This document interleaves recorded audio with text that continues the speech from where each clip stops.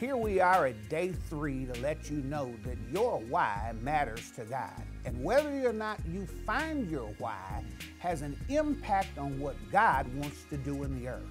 God is not just calling anybody that answers, He's calling you. In Genesis 12, we see where God calls Abram. Now the Lord said unto Abram, Get thee out of thy country, away from thy kindred, and from thy father's house, unto a land that I will show thee. God gave this assignment directly to Abram. And whether or not you accept the assignment or not will not change the call. However, it could have an impact on what God wants to do, because now God has to do it without you. He was speaking directly to Abram, just like He will to you and to I. Get out of your comfort zone, away from those you know. I got something for you to do. The beginning of verse 4 is powerful. So Abram departed.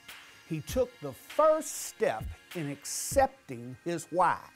Until he departs, it's nothing more than a God idea. It doesn't matter if it's a word from God, a dream from God, a vision from God. If you don't act on the word, nothing will happen. There are people that God has called you to reach and connect with that you'll never reach if you don't act on the word from God.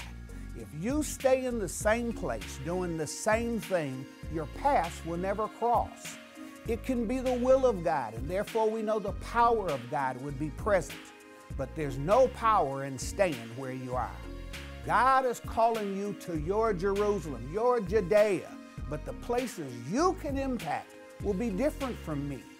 Your why matters to God. In Matthew chapter 25, verse 21, it said, His Lord said unto him, Well done, thou good and faithful servant. Thou hast been faithful over a few things. I will make thee a ruler over many things. Jesus uses an example of 3 men that He gave assignments to. 2 men took the word and produced for God. The 3rd man allowed fear to stop him.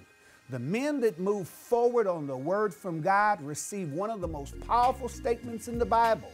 Well done, thou good and faithful servant. I will make you a ruler. If you're faithful to the purpose that God has placed in you, He said He would make you. And there's no makeover like a God makeover.